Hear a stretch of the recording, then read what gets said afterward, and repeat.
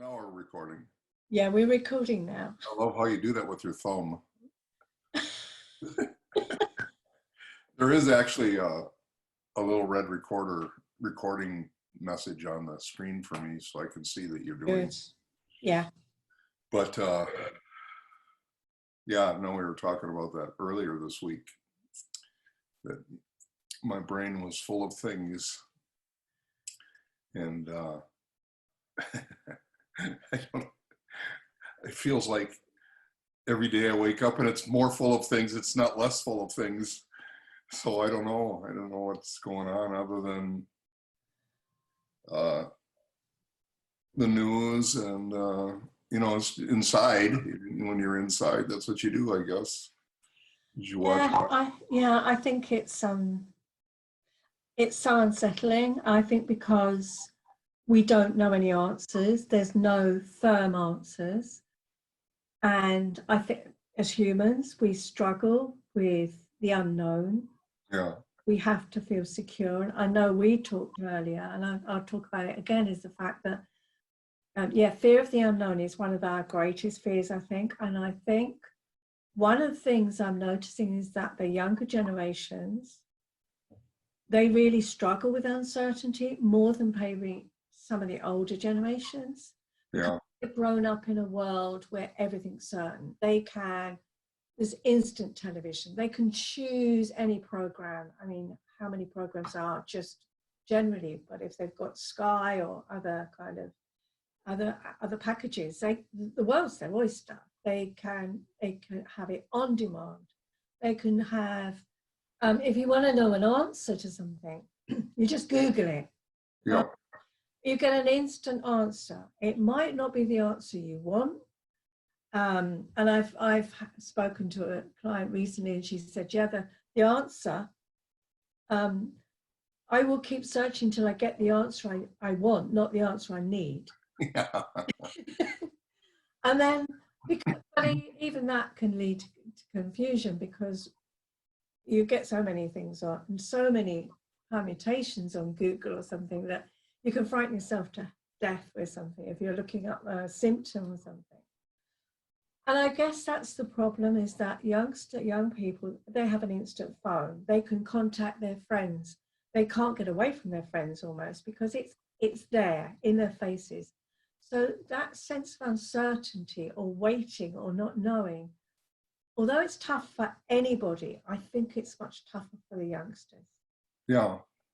Well, I posted, I'm doing a daily little 1 minute video message daily, just for fun, actually. Yeah. I up on doing it, but I thought, well, I'll post them on my YouTube channel, and I posted them on my YouTube channel, and I got a message yesterday from a guy. I don't know him, but he said, excuse me, 15 days isn't going to be enough. He says it might be 2 or 3 months before anything happens. And then he said, because he believes that we're all going to get the virus, period. We're all going to get it. And then once you get it and you recover from it, your immune system's better, so that when you get it the second time, it's not as bad. I'm going, whoa, that guy's got it down. He knows exactly what he's talking about as far as number of times. And I'm going, I don't think I want it anytime. I don't want it once. He's saying I'm going to get it twice, no matter what happens. Oh gosh, yeah.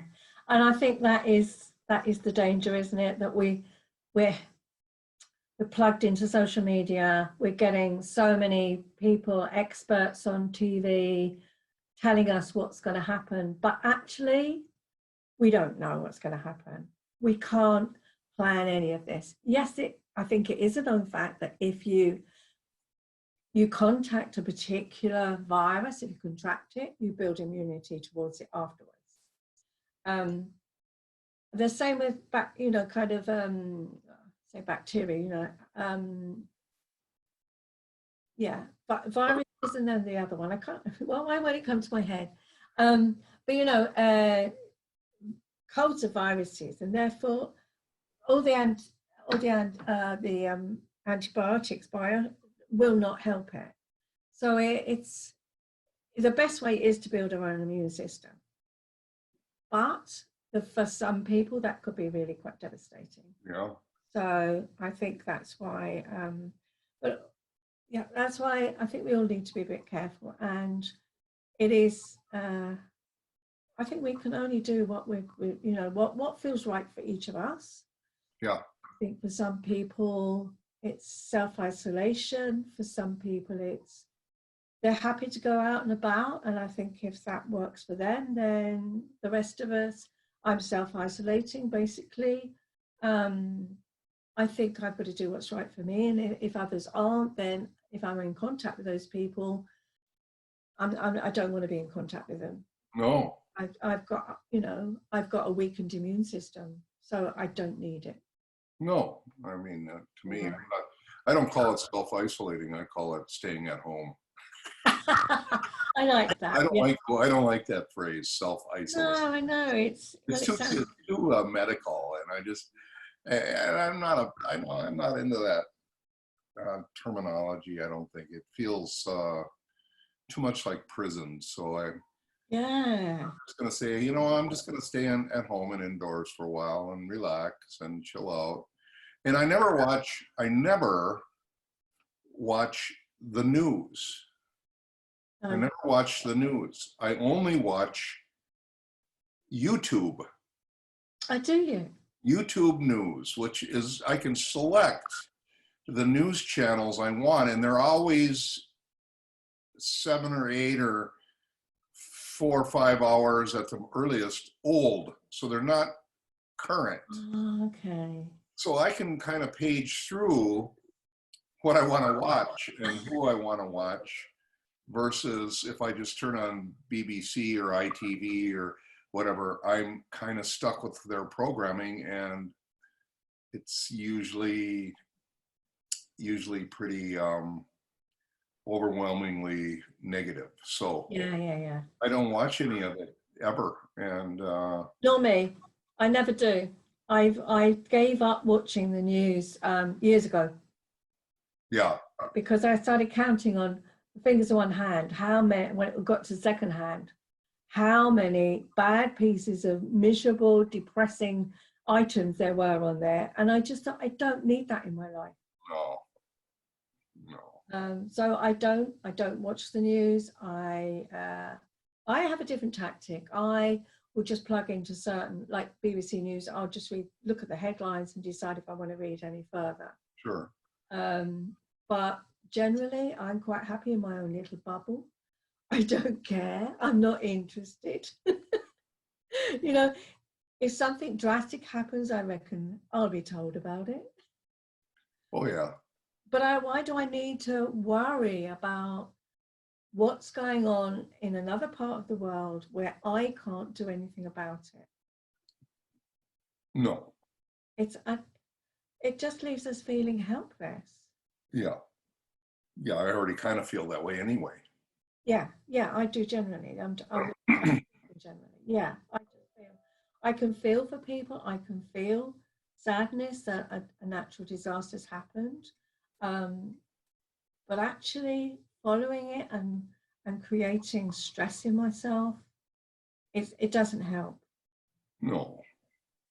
And you and I, we support others who are vulnerable or struggling or have problems. So why would we need to make ourselves more happy and miserable to help them? We can't do that. No. We have to keep ourselves as robust as possible so that we are there to support others. Otherwise, we both fall apart and we won't be good to anybody. Yeah. And then I turn into the useless human I used to be. No, not really. You not say that when I've got I don't know that I was ever really the useless human that I was in the past. I don't think that's a proper title for me, but there's times that's crossed my mind in the past, and I don't know that it's it's me now. I don't think I'm the useless human. I just got another letter from a lady on my email saying, we and the kids saw you at a festival in Minneapolis, Minnesota. Right. It has to be 15 years ago. And the kids were so impressed, she said. Oh, and we just loved to see you, and we loved what you had to say, and we've been following you ever since. And so it's kind of cool. That's what these little 1-minute videos that I'm talking about. Yeah. People watch them. You don't realize how many people really watch them, and that's what that did. Is it spawned her to say, is spawn a word? Hey, what? Spawn. Yeah. It's a weird word. It spawned. It caused her to speak up and say Yeah, something. yeah, yeah. Okay. Yeah. That she might not have even, and I would have gone along, but it's nice to hear from the people in the past, you know, that what you do Definitely. helps people. And so I don't know that I'm useless yet. I'm not quite useless. That's a really harsh judgment to make.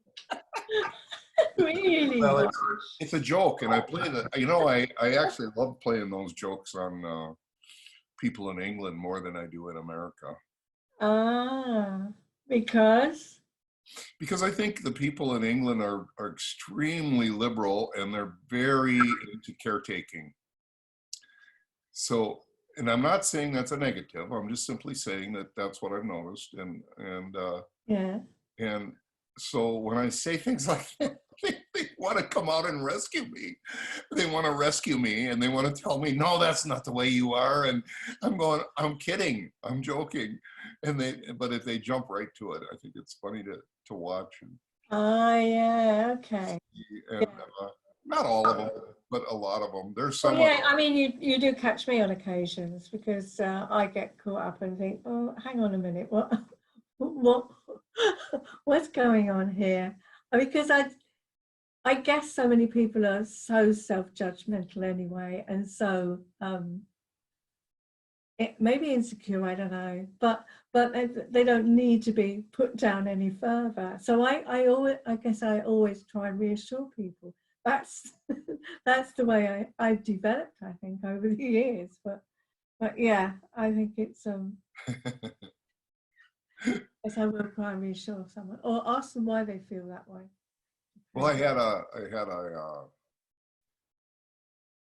I don't know what to call her. I think she's a Methodist preacher. She's a vicar, or I don't know what the name is for them here in England. Okay. Really nice lady.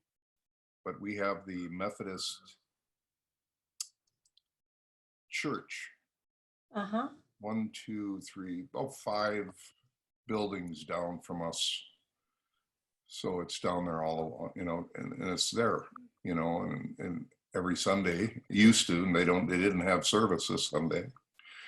Okay. But she heard I was going in for a knee operation, see, because I had the knee operation on Monday. Yeah. And she said, well, we'll be praying for you. And I thought, well, that's kind of cool. I never had a whole congregation or a church or a vicar or the head of the church tell me they're going to be praying for me. And I'm thinking, that's incredible. I mean, that's, to me, Yeah. you know, I don't go to church, and I haven't been to church for a long time. What's weird about that, though, is I get hired by churches to come and talk. Right. I'm going, oh, you know, whenever I used to speak at the Christian churches, they all thought I was a Christian. All right. And when I would speak for the Jewish religion, because I would be hired by the Jews in Right. synagogues, they would think that I was connected to the Jewish faith. So, and when I was hired by the Muslims, they thought I was Muslim.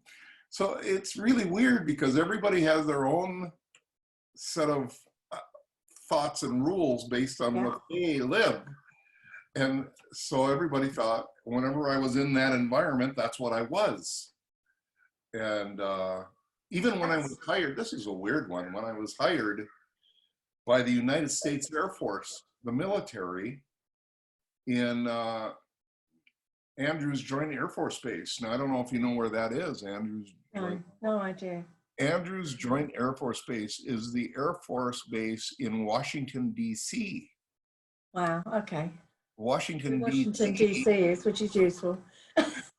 Washington, D.C., this is where they house the Air Force One, the president's jets, and the Yeah. helicopters, and all the things that have to do with the Washington, D.C. and the president.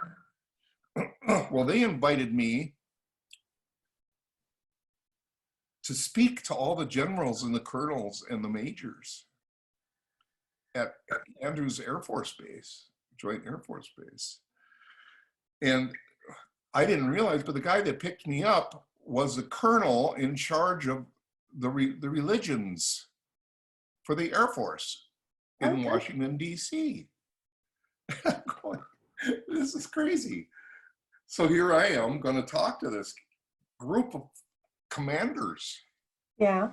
And he picks me up from the airport, and him and his assistant right away assume that I'm a Christian. And that's an interesting one, isn't it? Because we make assumptions. Oh yeah. No, I'm not saying that's a bad thing, and I didn't say I No, don't no. condemn the guy. And he tried to get me to say things about Yes. Christianity, and I wouldn't. Okay. Yeah, and I think He had a hard time with it. yeah, I bet he did. But isn't that what human beings do? We make assumptions. We make it up in our head. So somebody had, whoever it was, whichever church, they had an assumption that you were of that religion. That they had no information about you apart from you were going to speak there. Yeah. But that's what we do as humans. We make an assumption. We make a judgment on somebody. Yeah.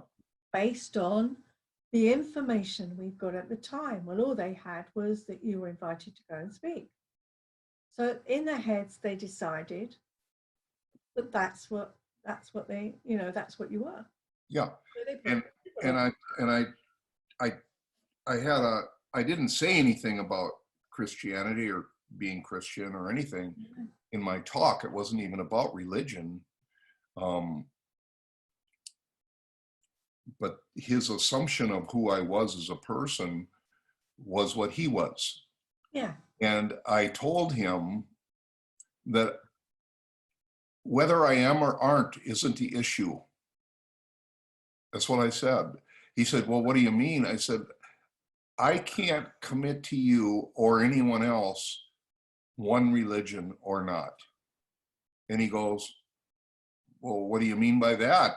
And I said, because if I say to the world in my life that I'm a Christian, then the Hindus and the Jews and the Muslims, who those are all people, won't want to hear from me, and they won't want to talk to me. They won't want me to come and speak to them.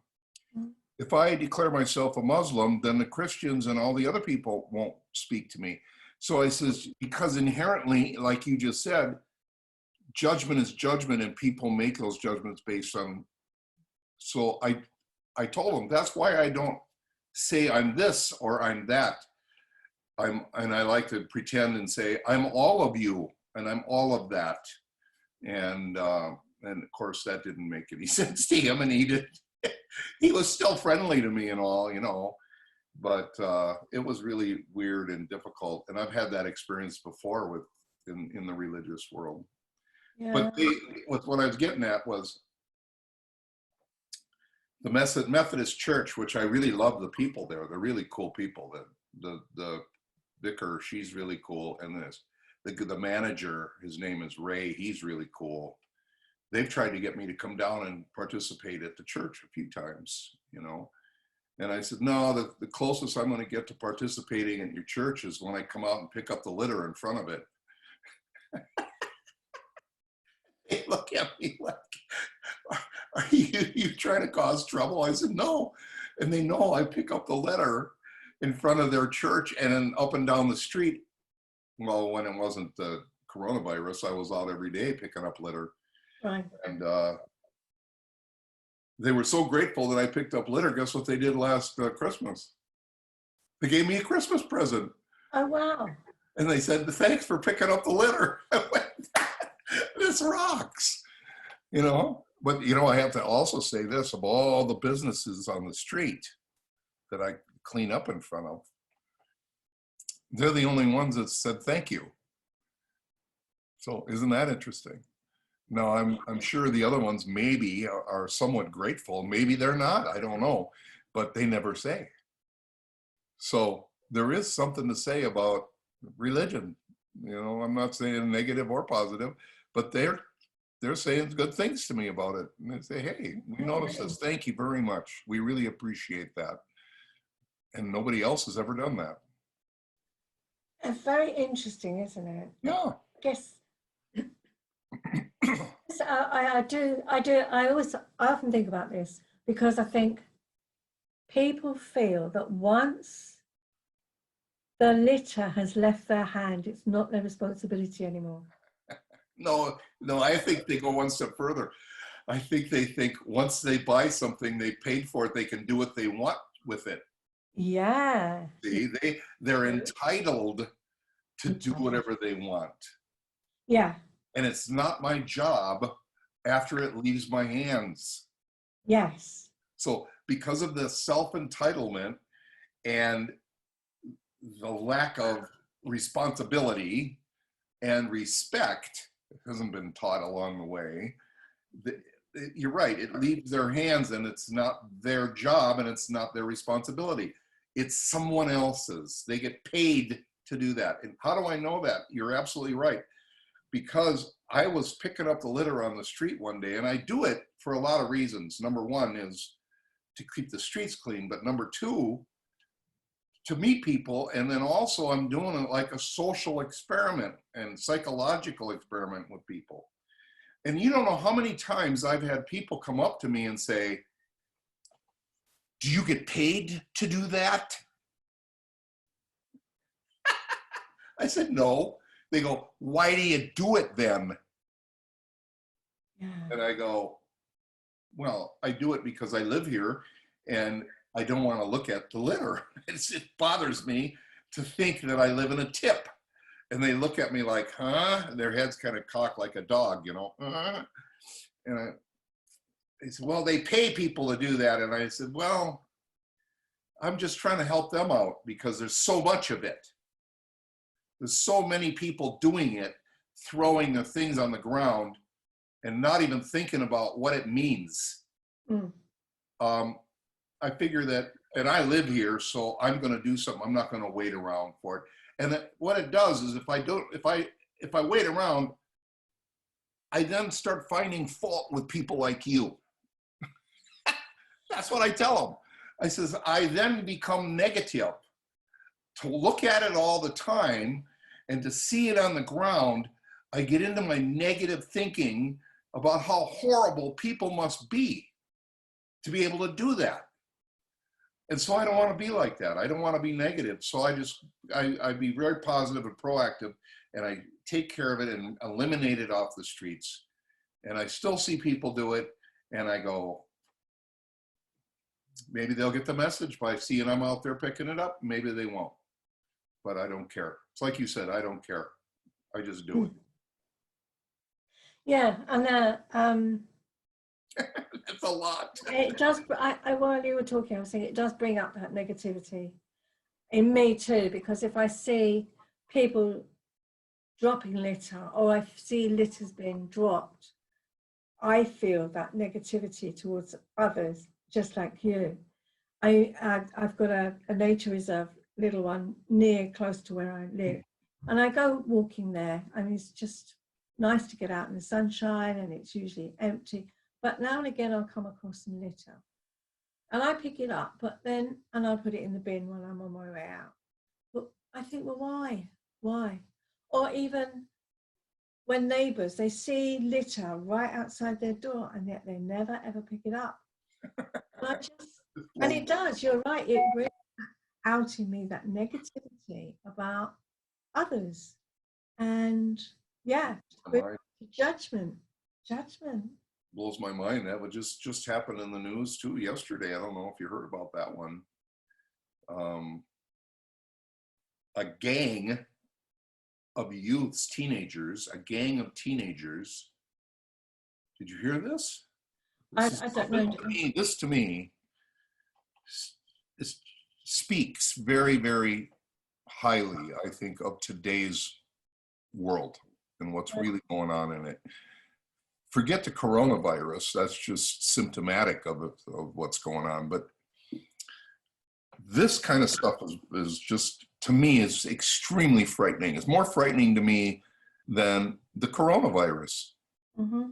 A gang of youths in Yorkshire, and it could have been Leeds, showed up at an accident scene where there were law enforcement, police officers, and other service-oriented people helping. Mm-hmm. And the gang of youths showed up and started spitting their saliva at and on the people trying to help the injured and the other people. And I went, just when you think you've seen it all, that happens. And I'm going, what is going on with these people that think, because now they think they've got a weapon, see? Yeah. The coronavirus, see? So they think that, and I'm going, and they're immune from it. That's what they probably think. They're not going to get sick. When in reality, 40% of all the people in Italy that were sick and died were between 20 and 55. I don't know if you know that. No. Yeah. Well, there's a statistic you should chew on. Now, the difference is they got sick later on. They didn't get sick and die early. That's what the vulnerable do. They got sick later on and died.